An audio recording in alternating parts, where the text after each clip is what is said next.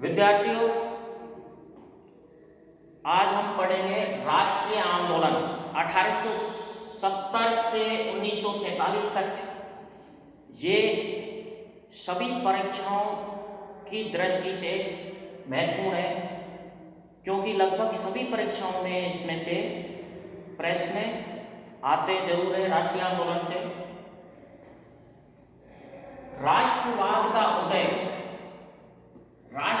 का उदय कैसे होता है, देखिए। पहले 1857 में एक प्रथम स्वतंत्रता संग्राम तो हो ही चुका था भारत में आंदोलन के रूप में। इसके बाद में 1870 से 1947 तक विभिन्न राजनीतिक संगठन बने। शुरुआत में 1870 से 80 तक के जो संगठन बने, उनमें राष्ट्रवाद की चेतना स्पष्ट दिखाई देता है। जैसे पूना सार्वजनिक सभा, सार्वजनिक का मतलब होता है सभी।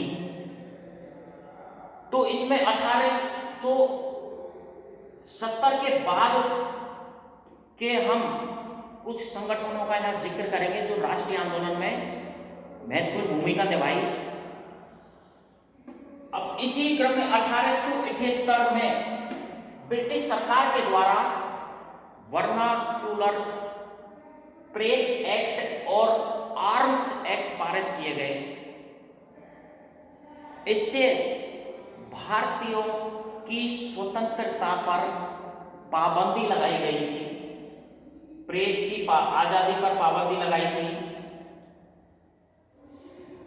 इससे भारतीयों को लगा कि अंग्रेज हमें और ज्यादा पाबंद करना चाहते हैं।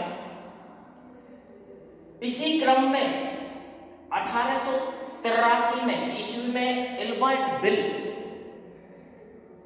एक विधेयक पारित किया गया था।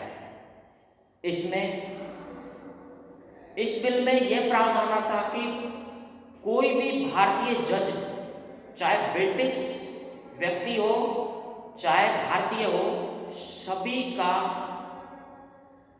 फैसला कर सकता है, सभी का मुकदमा सुन सकता है। यानी भारतीय जज के सामने अब अंग्रेज भी पेश हो सकते हैं। यानी समानता के संबंध में ये था एल्बर्ट बिल। अब एल्बर्ट बिल राष्ट्रीय आंदोलन में को नई दिशा देने में बहुत महत्वपूर्ण भूमिका रखता है। क्यों? क्योंकि पहली बार किसी ब्रिटिश का मुकदमा भारतीय जज सुन सकते थे। ब्रिटिश का केस भारतीय जज ले सकते थे। इसका विरोध अंग्रेजों ने शुरू कर दिया कि भारतीय जो जज हैं अंग्रेजों का केस नहीं लड़ सकते। अंग्रेजों का, जिसमें कोई अंग्रेज हो, उसका केस वो नहीं, उस केस का मुकदमा की सुनवाई वो नहीं कर सकते। केस या मुकदमे की सुनवाई वो भारतीय जज नहीं कर सकते। इससे भारतीयों के मन में चेतना है कि ये अंग्रेज हमें बहुत नीचा समझते हैं या हमारे को इतना योग्य नहीं समझते। इनमें राष्ट्रीयता की भावना इतनी है, तो क्यों न हमारे देश में कुछ जागृति आए और इसके मतलब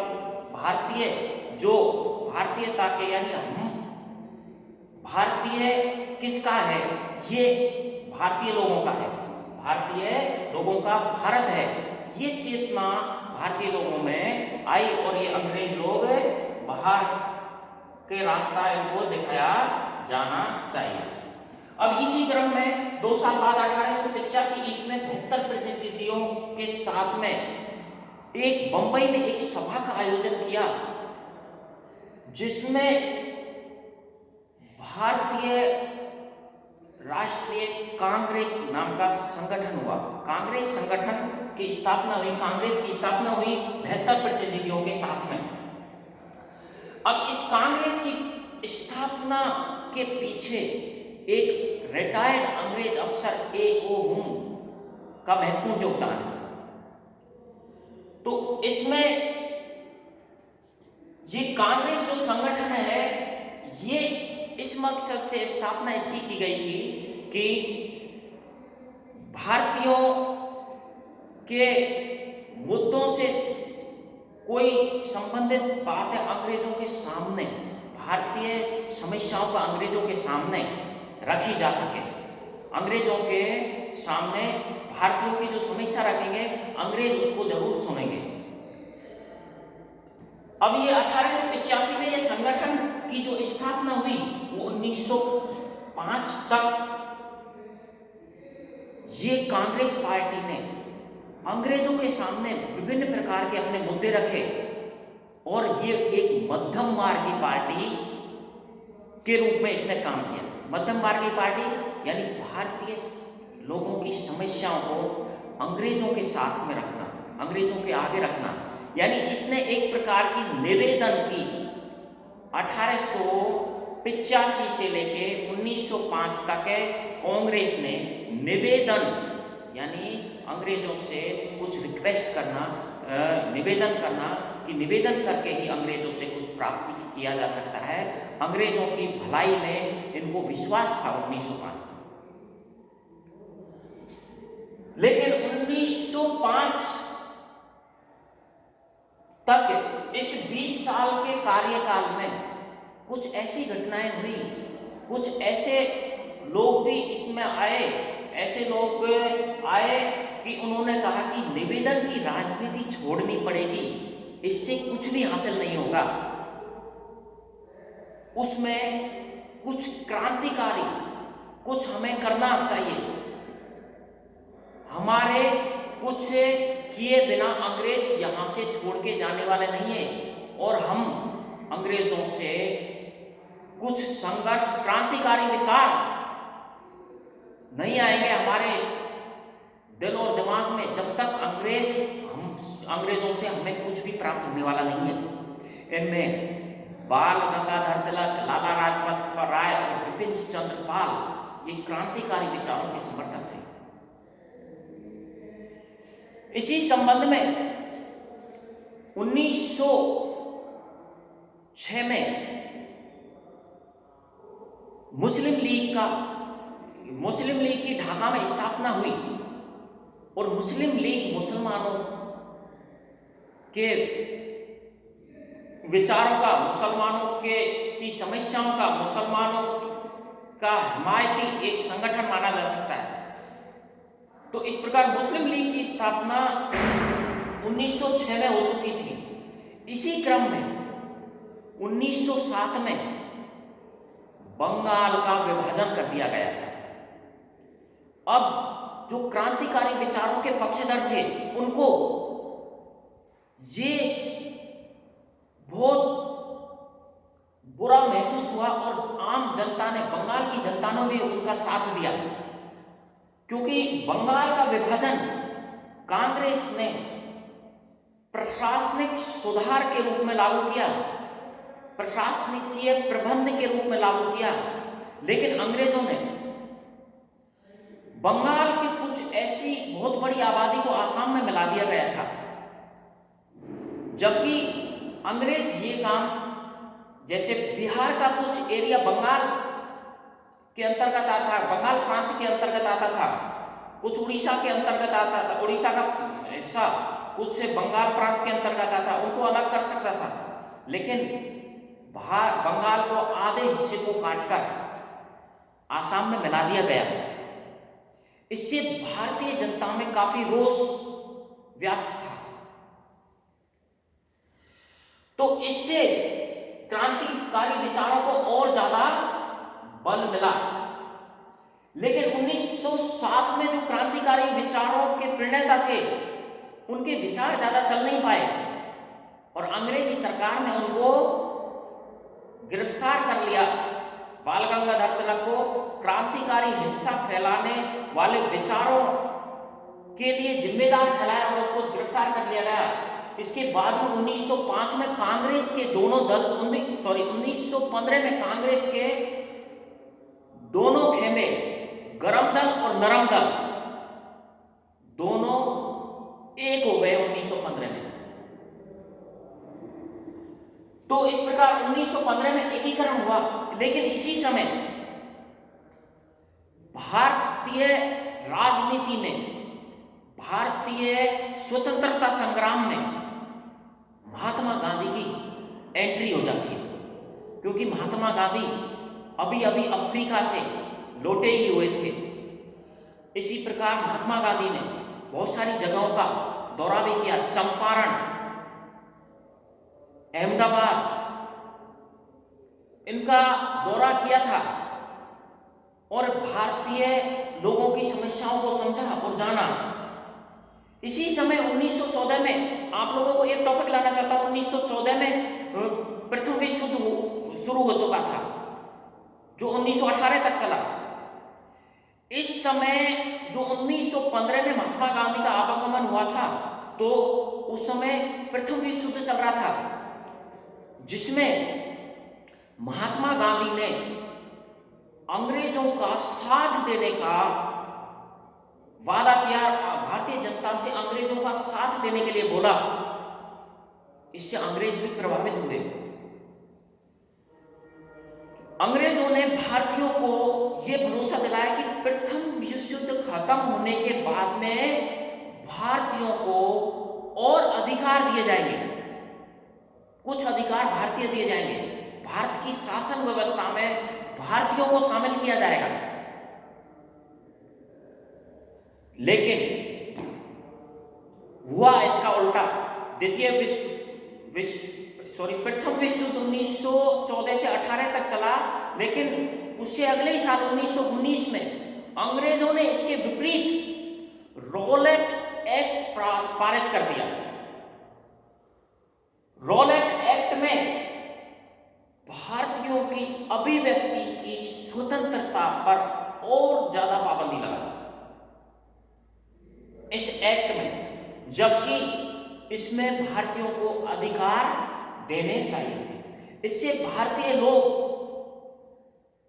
को बहुत असहज महसूस हुआ, बहुत बुरा फील हुआ, बुरा लग रहा था, क्योंकि अंग्रेजों से उनको कुछ उम्मीदें थी। इसी रॉलेट एक्ट में के खिलाफ भारतीयों ने अपना सत्याग्रह आंदोलन शुरू कर दिया। सत्याग्रह का मतलब सत्य के लिए आग्रह, यानी बिना अंग्रेजों को नुकसान किए हुए हम अपनी बात को अंग्रेजों तक पहुंचाना। लेकिन ये आंदोलन, सत्याग्रह का आंदोलन जैसे शुरुआत हुई इसकी, 13 अप्रैल के दिन बैसाखी का त्योहार मनाया जा रहा था। पंजाब में बैसाखी का त्योहार बहुत अच्छे तरीके से मनाया जाता है 13 अप्रैल को। 13 अप्रैल के दिन अमृतसर के जलियांवाला बाग में एक जनसभा का आयोजन हो चुका था, क्योंकि उस त्योहार की शुरुआत थी उस समय, तो लोगों ने बातचीत आरंभ कर दी। जनरल डायर नाम का एक व्यक्ति आया और उन्होंने जलियांवाला बाग के मेन दरवाजे पर, मुख्य गेट पर एक मशीन गन तैनात कर दी और धड़ाधड़ गोलियों की बौछार करने लगा। हजारों लोग उसमें मारे गए। इस घटना से दुखी होकर रविन्द्रनाथ टैगोर ने अपनी नाइटहुड की उपाधि त्याग दी और इसी घटना से दुखी होकर महात्मा गांधी ने 1920 में असहयोग आंदोलन की शुरुआत की। असहयोग आंदोलन का मतलब था कि ब्रिटिश सरकार को किसी भी प्रकार का सहयोग नहीं करना। अब इसी समय की एक घटना है कि द्वितीय विश्व युद्ध और प्रथम विश्व युद्ध, 2 विश्व युद्ध हुए थे। प्रथम विश्व युद्ध में तुर्की ने जर्मनी का साथ दिया था, तो इसमें तुर्की के खलीफा का पद, क्योंकि ये तुर्की हार गया था, तुर्की के खलीफा का पद अंग्रेजों ने, यानी मित्र देशों ने, अंग्रेजों ने ये समाप्त कर दिया था, तो भारतीय मुसलमान हमारे देश में खिलाफत आंदोलन चला रहे थे।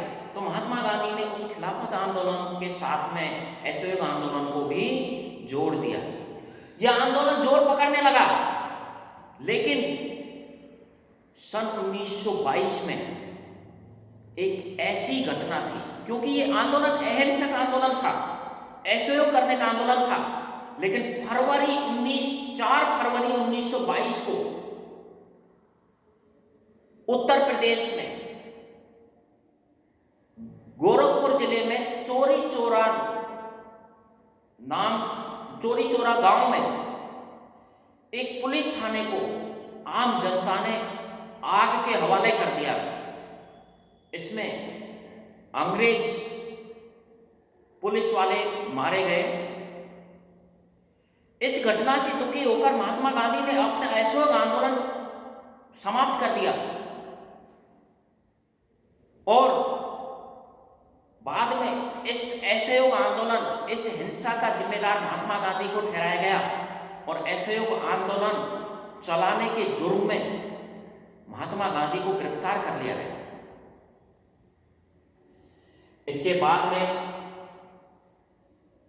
महात्मा गांधी को जेल में जाना पड़ता है।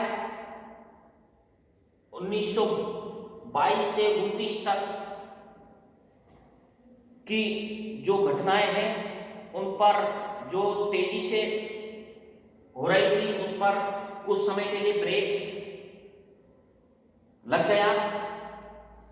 अब इस समय तक महात्मा गांधी जनता के महात्मा बन चुके थे, क्योंकि अब आम जनता में राष्ट्रीय आंदोलन की लहर बन चुकी थी।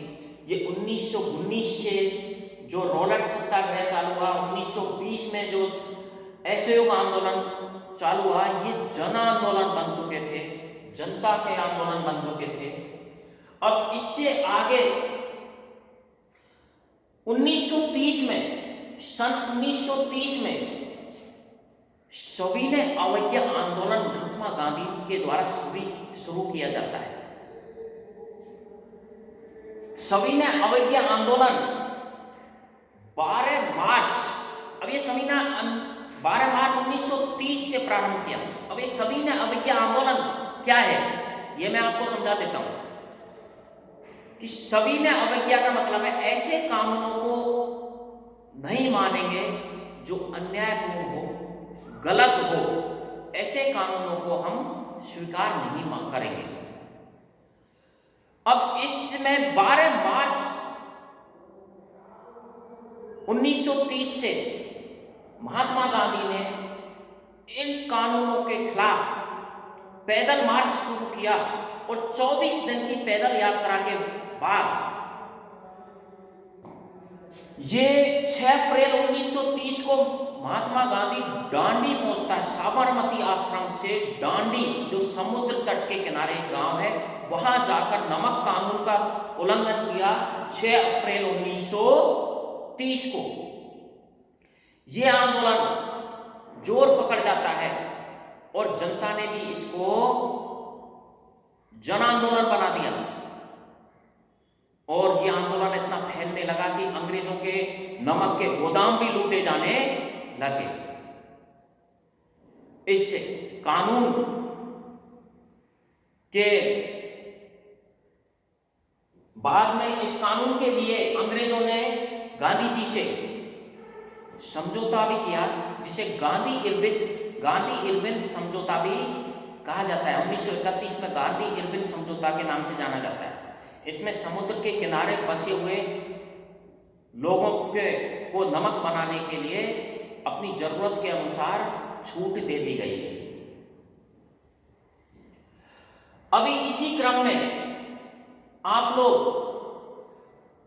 1937 में चुनाव होते हैं, जिसमें कांग्रेस को बहुमत मिलता है 1937 के चुनाव में। तो यहां हमारे एक बात आप लोगों को शॉर्ट में बता देता हूं मैं। यहां अंग्रेजों ने भारतीयों को कुछ अधिकार देने के लिए, थोड़े थोड़े अधिकार देने के लिए 1919 में एक एक्ट पारित किया। उसमें मुसलमानों के लिए कुछ सीटें रिजर्व की गई। 1919 में एक एक्ट पारित किया गया जिसमें प्रांतों में द्वैध शासन व्यवस्था को लागू किया गया, यानी प्रांतों को कुछ अधिकार दिए गए जिसमें भारतीय लोग शामिल हो सकते हैं और भारतीय लोग अपनी इच्छा के अनुसार उस क्षेत्र में विकास कर सकते हैं। 1935 में भी एक ऐसा अधिनियम पारित किया गया। उसी के तहत 1937 में चुनाव कराए गए जिसमें प्रांतों को 1935 के अधिनियम के अनुसार प्रांतों को स्वतंत्र कर दिया गया। अब इसमें भारतीय लोग अपने विकास के लिए, प्रांतों में विकास के लिए स्वतंत्र हैं। अंग्रेजों का इसमें किसी प्रकार का हस्तक्षेप, निषेध घोषित कर दिया गया था। तो 1937 में चुनाव हुए। इसमें मुस्लिम लीग को आरक्षित सीटों पर काफी विजय, अच्छी विजय हासिल हुई और अनारक्षित सीटों पर कांग्रेस को, तो इससे कांग्रेस को सफलता मिली। तो इससे मुस्लिम लीग की जो भावनाएं हैं और बल पकड़ी, उनका मुस्लिम लीग का जो अलग, मुसलमानों के लिए अलग देश बनाने का प्लान था वो और ज़्यादा बल पकड़ा। ये 1940 में उन्होंने अलग पाकिस्तान की मांग रख दी। 1940 में पहली बार पाकिस्तान की मांग रखी गई क्योंकि उनके पहले तो चला रहा था कि मुसलमानों के लिए अलग से सीटें आरक्षित की जाए, मुसलमानों को अलग प्रतिनिधित्व दिया जाए, लेकिन 1940 में पाकिस्तान की मांग रख दी। और इसी समय में आप लोगों को, इसी राष्ट्रीय आंदोलन के क्रम में मैं आप लोगों को भारत छोड़ो आंदोलन की तरफ ले जाता हूं। 8 अगस्त 1942 में भारत छोड़ो आंदोलन की शुरुआत होती है। ये शुरुआत क्यों होती है? द्वितीय विश्व युद्ध की शुरुआत 1939 में हो चुकी थी। तो इससे में जर्मनी, जापान और इटली, जिसको रोम, बर्लिन, टोक्यो, धुरी के नाम से जाना जाता है, तो इटली, जापान और जर्मनी, ये तीनों देश एक तरफ थे और मित्र देश जिनमें मुख्य देश अमेरिका, फ्रांस, चीन, ब्रिटेन, रूस, ये देश मित्र देशों के तरफ से ये देशों की सेनाएं थी। इसमें भारत की सेना भी लड़ रही थी, भारत की सेना भी अंग्रेजों की तरफ से लड़ रही थी। जर्मनी और जापान को काफी सफलताएं मिल रही थी इस युद्ध में शुरुआत में, और जर्मनी और जापान की सेनाएं भारत के दरवाजे तक आ गई और भारतीयों को लग रहा था कि भारतीयों की भलाई इसी में है कि अंग्रेज लोग यहां से छोड़ के चले जाएं। अंग्रेज लोग यहां से छोड़ के चले जाएंगे तो जापान और जर्मनी की सेनाएं भारत पर आक्रमण नहीं करेंगी, क्योंकि ये अंग्रेज लोगों का शासन है भारत में, इसलिए जर्मनी की सेनाएं भारत पर आक्रमण कर रही हैं, जापान की सेनाएं भारत पर आक्रमण करने के लिए सोच रही हैं। तो इसलिए भारत छोड़ो आंदोलन 8 अगस्त को चलाया गया, लेकिन अगले ही दिन 9 अगस्त को मुख्य नेताओं को गिरफ्तार कर लिया गया। तो यह आंदोलन शुरुआत में कमजोर पकड़ गया, लेकिन यह आंदोलन रुका नहीं। इस आंदोलन धीरे धीरे बढ़ता रहा और 90,000 से अधिक लोगों को इसमें गिरफ्तार किया गया और हजार से ज्यादा लोग इसमें अंग्रेजों की गोलियों का शिकार हुए। फिर इसी क्रम में अंग्रेजों को ये पता तो चल ही गया कि अब भारत को छोड़ने में ही भलाई है, इसलिए अंग्रेजों ने ये घोषणा की कि कि युद्ध की समाप्ति के बाद में, द्वितीय विश्व युद्ध की समाप्ति के बाद में भारत को कुछ स्वतंत्रताएं दे दी जाएंगी, भारत को स्वराज्य दे दिया जाएगा। तो इसी क्रम में 1945 में भारतीयों की जानकारी के लिए, कुछ सबूत इकट्ठा करने के लिए, भारतीयों को जानकारी के लिए भारत ने एक दल भेजा। इसी क्रम में 1946 में कैबिनेट मिशन प्लान भेजा और इसी के तहत भारत को स्वतंत्रता मिली। कैबिनेट मिशन प्लान के तहत भारत को स्वतंत्रता मिली, वो 1946 में भेजा था। 24 मार्च 1946 को कैबिनेट मिशन प्लान भेजा।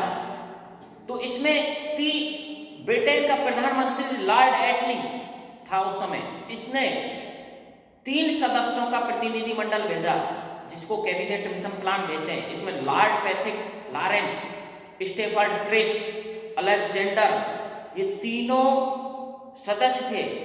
इन्होंने भारतीयों से संपर्क किया, लेकिन